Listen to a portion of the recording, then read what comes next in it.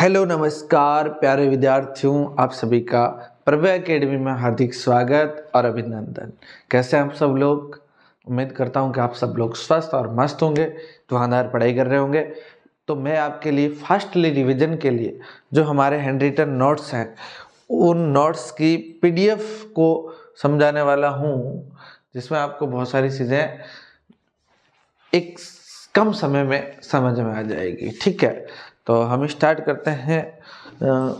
हाँ, टॉपिक है हमारा चौथा। इससे पहले के चैप्टर मैंने पढ़ा दिए हैं। आप लोगों को अगर वीडियो देखने हैं तो वो ज़रूर देख लें। हमारे प्ले लिस्ट में आपको वीडियो मिल जाएंगे। ठीक है, चलो कार्बन एवं उसके यौगिक। कार्बन के बारे में बात करें, कुछ कुछ बातें कार्बन के बारे में अपन करेंगे। पहली बात तो कार्बन एक अधातु है तथा इसका प्रतीक क्या है? सी है। ये इसका प्रतीक है सी, कैपिटल सी इसका प्रतीक होता है। कार्बन का तात्विक एवं संयुक्त दोनों रूपों में अत्यधिक महत्व है। कार्बन जो है वो तत्व के रूप में भी अपनी बहुत इंपॉर्टेंस रखता है, साथ ही साथ ये यौगिकों के रूप में या संयुक्त रूप से भी अपनी महत्वपूर्ण भूमिका रखता है। पृथ्वी पर जो अधिकांश वस्तुएं हैं उनमें कार्बन पाया जाएगा। अधिकांश वस्तुओं में कार्बन पाया जाएगा। इक्की दुक्की कुछ ऐसी चीजें मिलेगी जहां पर आपको कार्बन नहीं मिलेगा। बाकी जितनी भी वस्तुएं आपको दिखेगी सब में कार्बन पाया जाएगा। ठीक बात। नेक्स्ट इसमें देखते जाते हैं अपन क्या कह रहा है। कार्बन भूपर्पटी में खनिजों के रूप में पाया जाता है। जो पृथ्वी है उसके अंदर पाया जाता है और खनिज के रूप में पाया जाता है। और जो कितना पाया जाता है? 0.02%। साथ ही पाया जाता है जैसे कार्बोनेट के रूप में मिल जाएगा, कोयले के रूप में, पेट्रोलियम के रूप में, हाइड्रोजन कार्बोनेट के रूप में मिल जाता है। कार्बन वायु में जो पाया जाता है, वायु में कार्बन होता है 0.03%। वो किस रूप में? CO2 के रूप में। कार्बन डाइऑक्साइड गैस वायुमंडल में कितने परसेंट होती है? 0.03, और ये होता है 0.02%। ठीक, मतलब जितने खनिज पाए जाते हैं उनमें से अकेला 0.02% कार्बन पाया जाता है। कार्बन पाया किस रूप में जाएगा? कार्बोनेट के रूप में, कोयले के रूप में, पेट्रोलियम के रूप में, साथ ही साथ हाइड्रोजन कार्बोनेट के रूप में पाया जाएगा। इस बात को ध्यान में रखेंगे बेटा। नेक्स्ट बातें अपन करते हैं। कार्बन में आबंधन कौन सा पाया जाता है? तो इसमें सहसंयोजी आबंध पाया जाता है। कौन सा आबंध? सहसंयोजी आबंध। इसके बारे में अपन और डिटेल से बात करेंगे, लेकिन उससे पहले कुछ और बातें सुन लो। पहली बात तो कार्बन की परमाणु संख्या 6 है। परमाणु क्रमांक कितने नंबर पे आता है? कार्बन 6 नंबर पे आता है। और इसका इलेक्ट्रॉनिक विन्यास 2-4 होगा, पहला K कक्ष और L कक्ष में। तो अंतिम कक्ष में इसके 4 इलेक्ट्रॉन होते हैं, तो इसकी संयोजकता +4 हो सकती है और -4 हो सकती है। ठीक, कार्बन में बाह्यतम कोश में 4 इलेक्ट्रॉन होते हैं। बाह्यतम कोश को भरने के लिए 4 इलेक्ट्रॉन खोना या प्राप्त करना होगा। इसको क्या करना है? अगर बाह्यतम कक्ष पूरे करने हैं तो चाहे तो ये 4 इलेक्ट्रॉन किसी को दे दे। अगर किसी को देता है तो इसके पास 2 रह जाएंगे, और अगर किसी से लेता है तो 2 और 8 हो जाएंगे, टोटल 10 हो जाएगा। तो इस तरह से इसका बाह्यतम कक्ष पूरा हो जाएगा। लेकिन ये न तो ले सकता है और न दे सकता है। क्वेश्चन तुमसे पूछा जाएगा कि न ले सकता है और न दे सकता है, ऐसा क्यों? तो सुनो और समझो। यहाँ पर 2 इसके महत्वपूर्ण कारण हैं। पहला कारण क्या है? पहला कारण है कि 4 इलेक्ट्रॉन प्राप्त करके कार्बन ऋणायन बन जाएगा, लेकिन 6 प्रोटॉन है। कार्बन में टोटल प्रोटॉन कितने हैं? 6। कार्बन में टोटल जो नाभिक है उसमें 6 प्रोटॉन है। तो 6 प्रोटॉन वाले नाभिक के लिए 10 इलेक्ट्रॉन, अगर ये किसी से लेगा तो बाहर इलेक्ट्रॉन हो जाएंगे कितने? 10। तो 6 प्रोटॉन वाले नाभिक के लिए 10 इलेक्ट्रॉन अर्थात 4 एक्स्ट्रा इलेक्ट्रॉन धारण करना मुश्किल है। 4 ज्यादा ये रख नहीं पाएगा, इनको पकड़ के रख के नहीं पाएगा, इसलिए दैट इज इम्पॉसिबल। 4 इलेक्ट्रॉन प्राप्त तो नहीं कर सकता। तो फिर बात करते हैं कि ये दे दे, तो 4 इलेक्ट्रॉन खोकर किसी और को दे दे तो ये धनायन बन जाएगा। लेकिन 6 प्रोटॉन वाला नाभिक को केवल 2 इलेक्ट्रॉन धारण करने के लिए अत्यधिक ऊर्जा आवश्यक करनी पड़ेगी, आवश्यकता होगी कि 6 प्रोटॉन का नाभिक है, जबकि बाद में इलेक्ट्रॉन कितने रहेंगे 2, और 2 रखने के लिए बहुत अत्यधिक ऊर्जा खर्च करनी पड़ेगी। हम ऐसे काम नहीं करेंगे, ठीक। तो इसके लिए सहसंयोजी आबंध बनाया जाता है। यहां लिखो, देखो, तो इसलिए कार्बन अन्य परमाणुओं के साथ संयोजकता इलेक्ट्रॉनों की साझेदारी करता है। इलेक्ट्रॉनों की क्या करता है? साझेदारी, ग्रुप बनाता है कि एक इलेक्ट्रॉन इसका लेता है, खुद का देता है, और साथ ही साथ एक इलेक्ट्रॉन सामने वाले से लेता है। तो दोनों का इलेक्ट्रॉन एक लेके एक वो साझेदारी करते हैं, तो वो साझेदारी करता ही है। कार्बन के अलावा अन्य तत्वों के साथ, कार्बन के साथ जुड़ सकता है, साथ ही साथ किसके साथ? अन्य तत्व जैसे हाइड्रोजन है, ऑक्सीजन है, नाइट्रोजन है, क्लोरीन है, इनके साथ इलेक्ट्रॉनों की साझेदारी से बंध बनाता है। कार्बन के यौगिक विद्युत के कुचालक होते हैं। कार्बन के सारे जितने भी यौगिक बनेंगे विद्युत के कुचालक बनेंगे। लेकिन एक कार्बन का अपरूप होता है ग्रेफाइट, वो विद्युत का सुचालक होता है, क्योंकि इनके आबंधन से कोई आयन नहीं उत्पन्न होते, इनके यौगिकों से कोई आयन उत्पन्न नहीं होते, इसलिए ये क्या होते हैं? कुचालक होते हैं। सहसंयोजी आबंध क्या होते? एक ही प्रकार या विभिन्न प्रकार के परमाणुओं के इलेक्ट्रॉनों की साझेदारी से बने आबंध को सहसंयोजी आबंध। भाई क्या करते हैं? एक ही प्रकार का हो या एक इलेक्ट्रॉन इस वाले तत्व ने दिया ए ने और एक वाले तत्व ने बी, और ये दोनों की क्या होगी? साझेदारी, कि ये तेरा भी है और मेरा भी है, ये इसके साथ भी आ रहा है, इसके साथ भी आ रहा है, तो ये साझेदारी होती है। आगे आगे समझते जाएंगे कि साझेदारी कैसे हो रही है, ठीक है ना। सहसंयोजी आबंध जो होते हैं बेटा वो 3 प्रकार के होते हैं। सहसंयोजी आबंध कितने प्रकार के मिलेंगे आपको? 3 प्रकार के। पहला है एकल आबंध। एकल आबंध को सिंगल बॉन्ड कहते हैं। आबंध को बॉन्ड कहते हैं, बंध भी बोलते हैं, सिंगल बॉन्ड। फिर आता है द्विआबंध, डबल बॉन्ड, और त्रिआबंध, ट्रिपल बॉन्ड। ठीक, कैसे? देखो, जैसे हाइड्रोजन के पास बाह्यतम कक्ष में 1 इलेक्ट्रॉन है, तो ये क्या करता है? दूसरे हाइड्रोजन के साथ 1 इलेक्ट्रॉन की साझेदारी करता है। 1 इलेक्ट्रॉन की क्या करता है? साझेदारी। ये हाइड्रोजन कहता है कि ये इलेक्ट्रॉन मैं दे रहा हूं, ये कह रहा है एक मैं दे रहा हूं, तो ये दोनों के साथ क्या कर देता है? साझेदारी। ये इसके गोले में भी आ गया और ये इसके गोले में भी आ गया। अब मैं कहूँ इस हाइड्रोजन के पास कितने हैं? ये कहेगा साहब मेरे पास तो 2। इसके पास पूछे तेरे पास, बोलेगा साहब 2। तो बताओ, दोनों का बाह्यतम कक्ष पूरा। इस तरह से ये क्या होगी? साझेदारी होगी। अब 2 इलेक्ट्रॉनों की साझेदारी, 2 इलेक्ट्रॉनों की साझेदारी से एक बंध बनता है। कैसा बंध बनता है? एक। इसलिए हाइड्रोजन और हाइड्रोजन के बीच में एक बंध बन गया। एक बंध बना, इसलिए हम इसे एकल आबंध कहते हैं। कौन सा आबंध कहते हैं? एकल आबंध कह देंगे, ध्यान में आ जाएगा। इसलिए कौन सा आबंध है? एकल आबंध होता है। इसी तरह से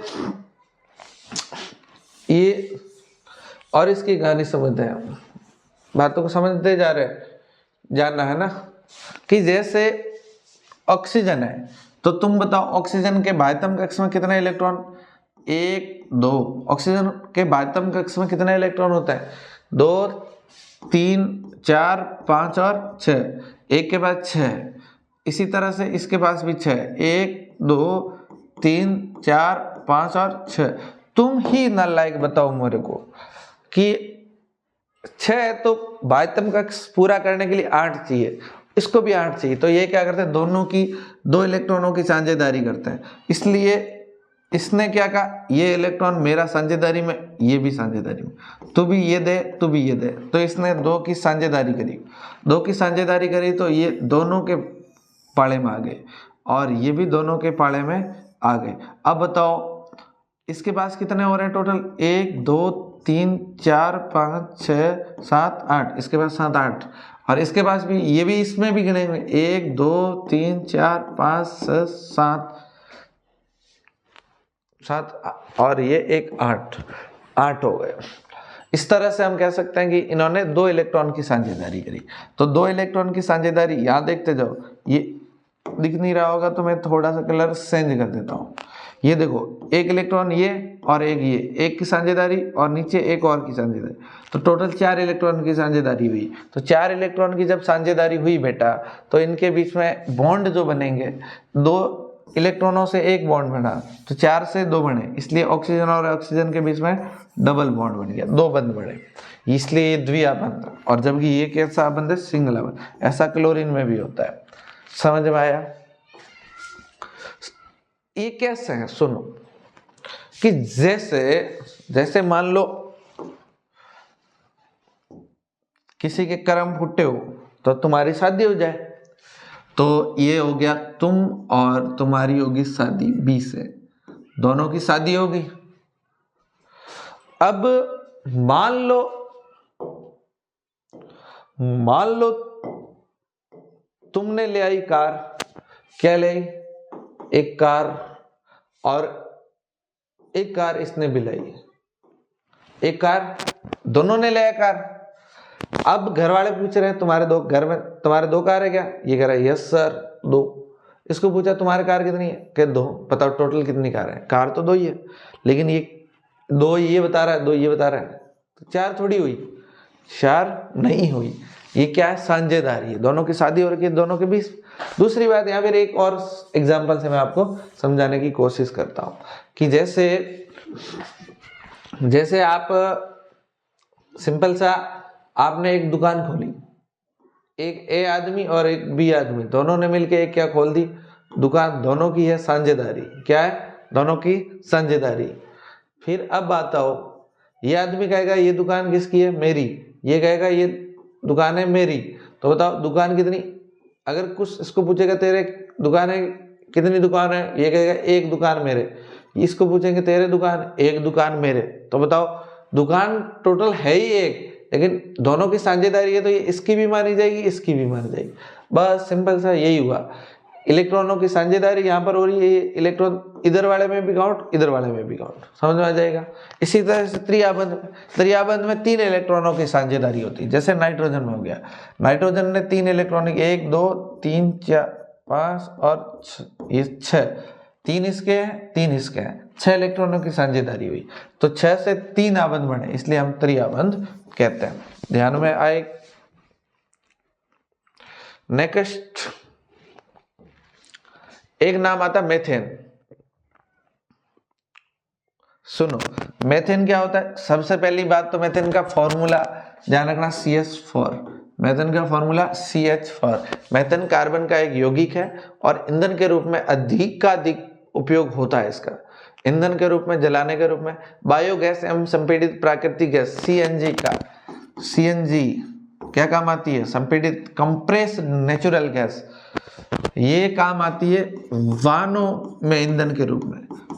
और एक आती है LPG, लिक्विड पेट्रोलियम गैस, इसको बोलते हैं द्रवित, लिक्विड एंड द्रवित पेट्रोलियम गैस। ये कहाँ काम आती है? घरों में, ये जो घरों में चूल्हे होते हैं उसमें ये यूज होती है। ठीक, और इसका अणुसूत्र हो गया, ये वहां लिखा हुआ था। इसके इलेक्ट्रॉनिक बिंदु संरचना, इलेक्ट्रॉनों को दर्शाते हुए ऐसी एक संरचना बनाते हैं, उसे हम इलेक्ट्रॉनिक बिंदु संरचना कहते हैं। ये कैसे बनी, सुनो। कार्बन का बाह्यतम कक्ष में 4 इलेक्ट्रॉन, कितने इलेक्ट्रॉन? 4। और हाइड्रोजन, इसको चाहिए 4, उसको टोटल चाहिए कितने? 4। एक हाइड्रोजन का एक इलेक्ट्रॉन साझेदारी में दिया, इसका एक साझेदारी में दिया, इसका एक साझेदारी में दिया, और इसी तरह से इसका दिया, और ये साझेदारी होगी। और इसी तरह से ये साझेदारी के इलेक्ट्रॉन है, ये भी तो इसमें, अरे जा कहाँ रहा भाई,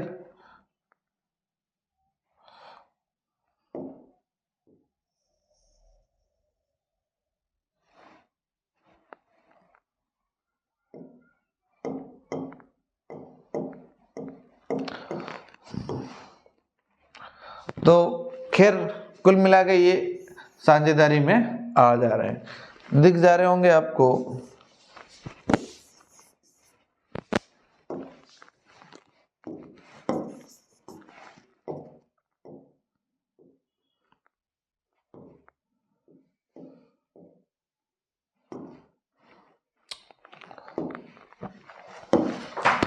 तो ये ध्यान रखें, ये इसकी संरचना।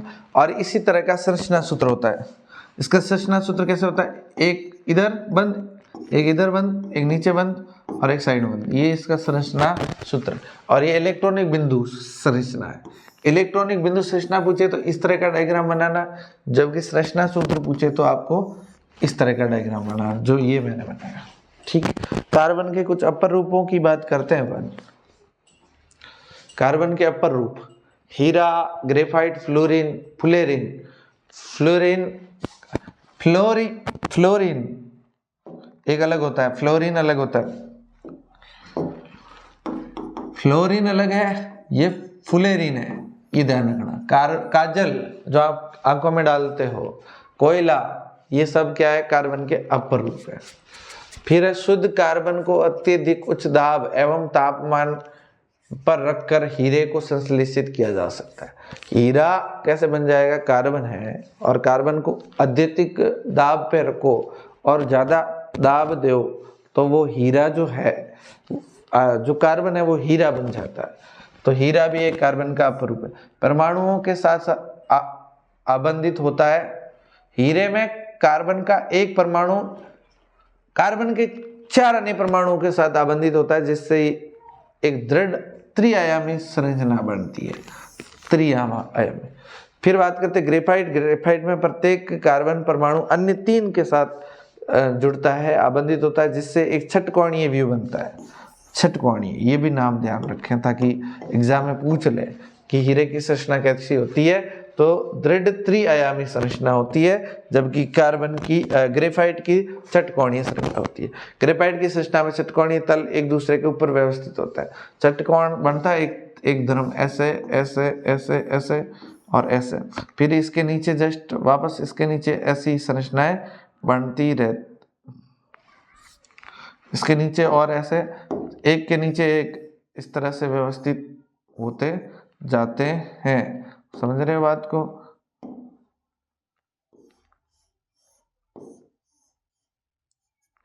और ये जो है इस तरह से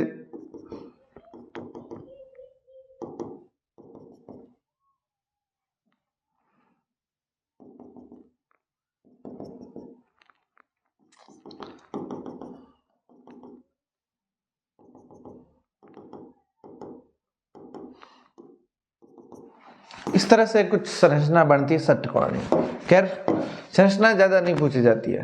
कार्बन की सर्वोत्तोमुखी प्रकृति के बारे में यहाँ से वेरी इंपॉर्टेंट क्वेश्चन बनता है, बहुत बार पूछा जाता है। कार्बन की सर्वोत्तोमुखी प्रकृति के बारे में बहुत बार पूछा जाता है। क्या कहते हैं, कार्बन की सर्वतोमुखी प्रकृति का क्या कारण है? सहसंयोजी बंध की प्रकृति के कारण कार्बन में बड़ी संख्या में यौगिक बनाने की क्षमता है। इसके 2 कारण। कार्बन बहुत ज्यादा यौगिक क्यों बनाता है? इतने सारे यौगिक कार्बन के क्यों हैं? इसके मुख्य रूप से जो कारण मिलते हैं वो 2 मिलते हैं। एक तो इसकी सतु संयोजकता, 4 संयोजकता है। दूसरा इसका श्रृंखलन। तो इसको पढ़ते हैं अपन, श्रृंखलन क्या है। पहला है श्रृंखलन। क्या है श्रृंखलन? सुने और समझते जावें कि कार्बन में कार्बन के ही अन्य परमाणुओं के साथ आबंध बनाने की अद्वितीय क्षमता होती है। जैसे बड़ी संख्या में अणु बनाते हैं और इस अणु को गुण को श्रृंखलन कहते हैं। कार्बन क्या करता है बेटा? कार्बन के साथ जुड़ता रहता है ऐसे ऐसे ऐसे, ये श्रृंखलन है। ये क्या है?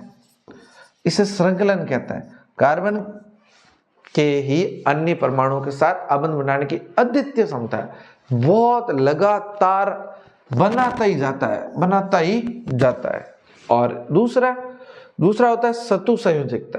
कार्बन 4 संयोजकता, सतु संयोजकता प्रकृति का तत्व है, इसलिए ये अन्य 4 कार्बन हो या अन्य परमाणुओं के साथ आबंध बनाता है। ये क्या 4 संयोजकता है इसकी। ये बेटा क्या करता है, कार्बन हो चाहे कोई और 4 परमाणुओं के साथ संयोजकता बना देते, 4 बंध इसके खाली पड़े इसलिए। फिर बात करते हैं संतृप्त कार्बन यौगिक, और एक होता है असंतृप्त कार्बन यौगिक। देखो समझो और सुनो, कार्बन परमाणुओं के बीच एकल बंध से बने यौगिक संतृप्त यौगिक। अगर कार्बन के साथ कोई भी एकल बंध से जुड़ा है तो ये संतृप्त कार्बन यौगिक है। अन्य परमाणुओं के साथ कार्बन के बीच में एकल बंध है तो ये यौगिक संतृप्त है। ये सामान्यतः अभिक्रियाशील नहीं होता है, अगर ऐसे हैं तो अभिक्रियाशील नहीं रहता है। अब भाई जिनका एक बंध है, सबके पास अपना अपना एक एक बंध है, वो क्यों अभिक्रिया करेंगे? अभिक्रिया करते हैं जिनके पास 2 बंध है वो टूट के एक होना चाहता है, जो 3 बंध है वो टूट के एक होना चाहता है, वैसे करेंगे। तो असंतृप्त हाइड्रोकार्बन, तो कार्बन और कार्बन के बीच में द्विआबंध हो या त्रिआबंध हो तो इससे बने यौगिकों को असंतृप्त यौगिक कहेंगे, कार्बन के यौगिक कहेंगे। इसी तरह से आगे जब आप पढ़ोगे एक टर्म आएगी हाइड्रोकार्बन। यहां पर सुनो, हाइड्रोकार्बन हाइड्रोजन प्लस कार्बन दोनों से मिलकर यौगिक बनते हैं तो उसे हाइड्रोकार्बन कहते हैं। कार्बन और हाइड्रोजन से बने यौगिकों को क्या कहते हैं? हाइड्रोकार्बन। हाइड्रोकार्बन भी 2 टाइप के होते हैं, संतृप्त और असंतृप्त। ऐसे कार्बन के यौगिक जिनमें एकल बॉन्ड है वो संतृप्त है, जिनमें डबल बॉन्ड है वो संतृप्त है। इस आधार पे हमने इनको 3 भागों में बांटा है। बॉन्ड के आधार पे हमने इसको कितने भागों में बांट दिया? 3 भागों में बांट दिया। चलो सुनो और समझो। सबसे पहले एक नाम आता है एल्केन। कौन सा नाम है भाई? एल्केन। एक आता है एल्कीन और एक आता है alkyne. Alkane, alkene, alkyne. Alkane, alkene और एल्काइन। सुनो, एल्केन क्या होते हैं? जिनमें सिंगल बॉन्ड हो, एकल आबंध वाले यौगिकों को, ऐसे हाइड्रोजन और ऑक्सीजन से मिलकर बने हैं यौगिक, सॉरी हाइड्रोजन और कार्बन से मिलकर यौगिक बने हैं और ये एकल बॉन्ड वाले हैं तो हम उसे एकल आबंध वालों को एल्केन कहेंगे। अगर 2 बॉन्ड है तो जैसे इसे एल्कीन कहेंगे, और जिसमें ट्रिपल बॉन्ड है कार्बन और कार्बन के बीच तो ये क्या कहलाएगा? सिंपल सा एल्काइन। जैसे ये कार्बन के बीच में कितना बॉन्ड है? 1। यहाँ पर कितना बॉन्ड है? 2, इसलिए एल्कीन। और यहाँ पर कितने बॉन्ड है? 3, इसलिए एल्काइन। इनका फॉर्मूला सामान्य सूत्र है। सामान्य सूत्र देख लो, एक सूत्र ध्यान में रह जाएगा तो आप सारे सूत्र बता पाओगे। इसका होता है CnH2n, 2 गुणा n प्लस 2 मतलब जैसे कार्बन 1 है तो यहां पर ये हाइड्रोजन कितना होगा? सुनो, 2 n की जगह 1 तो 2 गुणा 1 प्लस 2, तो आंसर कितना आएगा? 2 प्लस 2 बराबर 4। तो इसका मतलब हाइड्रोजन सीधे सीधे क्या हो जाएंगे? 4। ये है ऐसा। इसी तरह से यहां पर आएगा तो यहां पर आपको 2 हटा देना है तो इसका सूत्र हो जाएगा CnH2n। ये बड़ा CnH2n, और जैसे यहां आओगे तो CnH2n -2 कर दो, ये -2 ऐसे। ये जो है एल्केन है, ये सिंगल बॉन्ड के है तो संतृप्त, और ये डबल बॉन्ड के है तो असंतृप्त, और ये भी डबल बॉन्ड का है तो असंतृप्त। फिर बात आती है कहीं पर सिंगल बॉन्ड है तो उसके नाम कैसे लगाओगे? तो नाम के पीछे अनुलग्न लगाना। अनुलग्न मतलब पीछे लगाना है। पूर्व लगन एक होता है और एक होता है अनुलग्न। पूर्व लगन का मतलब पहले लगता है, अनुलग्न का मतलब बाद में लगता है। तो अगर यहाँ पर किसी में सिंपल सा है 3 एक बॉन्ड है तो उसका बाद में लगोगे n। जैसे पहला नाम है मैथ और इसके साथ में सिंगल बॉन्ड है तो इसके पीछे क्या लगेगा? n, तो मैथेन नाम बन जाएगा।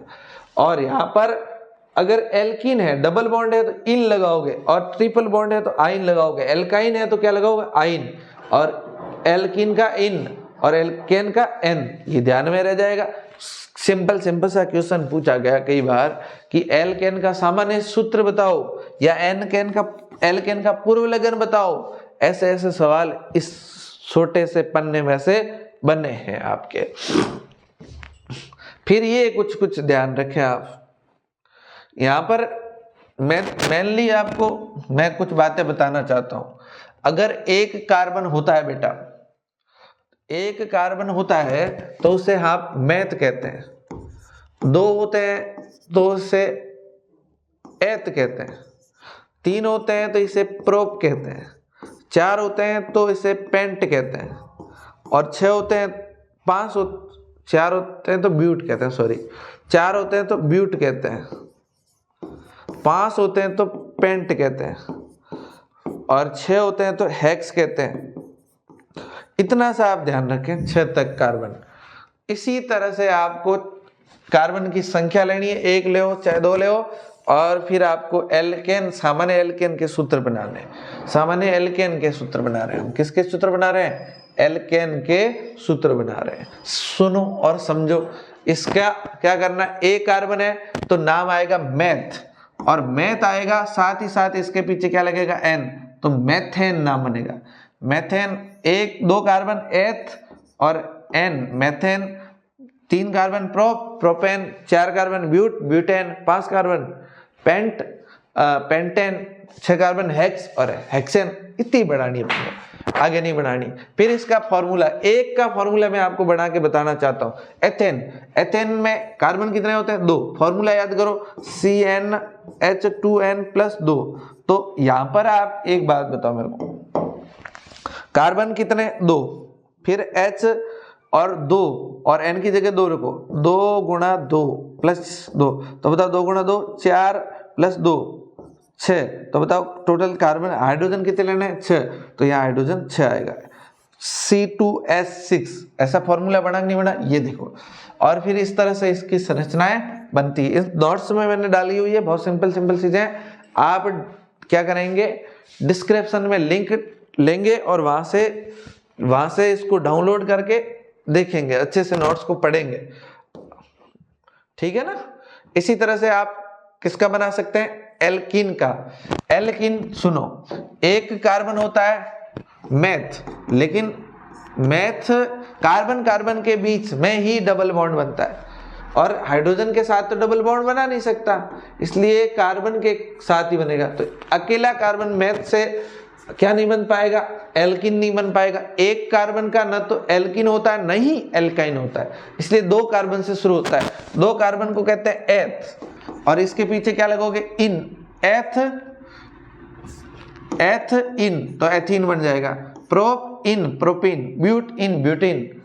सही है कि नहीं है? Pent ene, pentene. और इसका सूत्र देखो, सुनो क्या होता है, CN और H2N। बताओ, यहां से देखो, सुनो, यहां